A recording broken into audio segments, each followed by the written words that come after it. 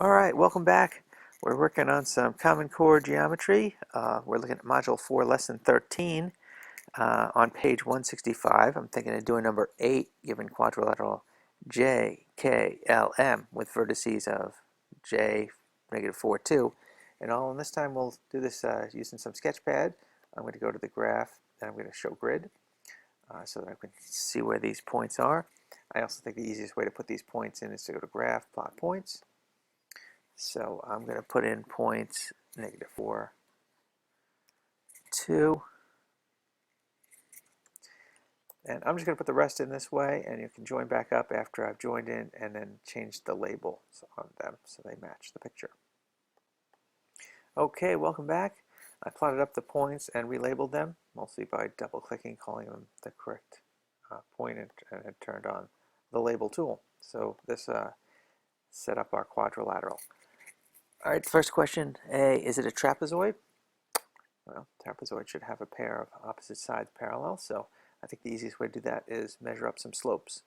So let me start out with JK segment. I'll go to the measure tool, and we'll measure the slope. We get that. And let's try the opposite side. Let's see what, click here so we don't have anything selected. So LM selected, and measure up that slope.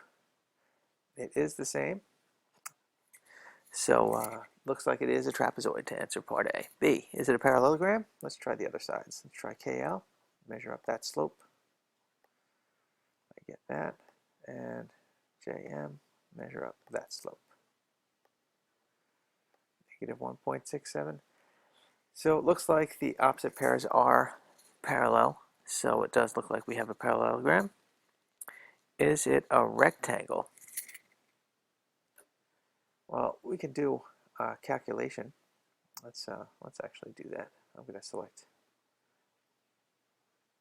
LM, LM, and maybe KL. I'm going to just compare these slopes. So let's just do a number and let's just do a calculation.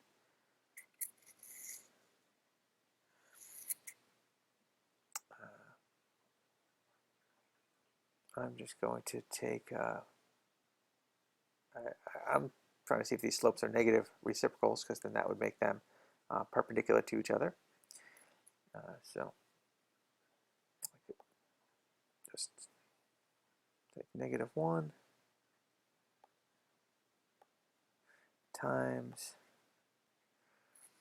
1 over, and I guess I'll do KL. And say OK. So it turns out I get the 0.6, so those are negative reciprocals. I could also measure the angle, I guess would be another option. So if I want to select, remember to put the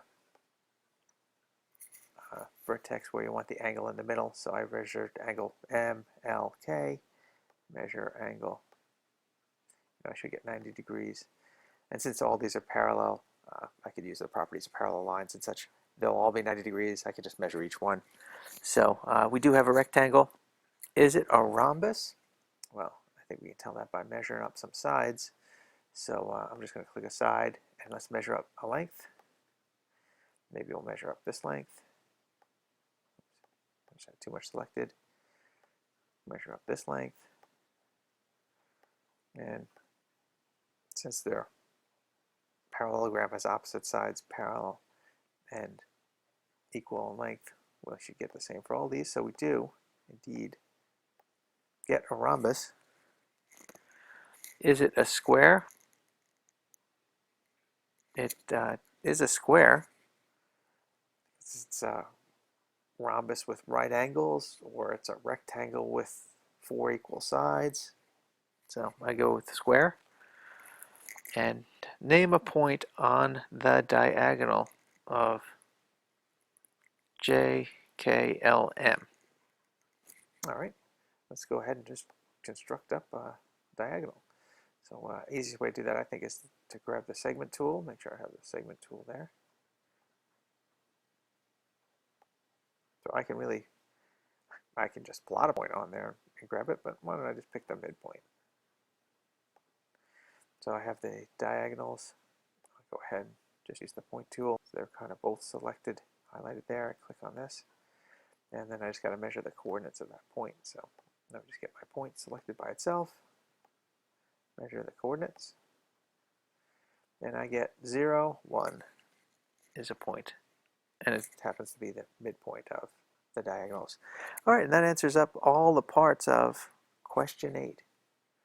All right, that's about it for now. We'll do another one soon.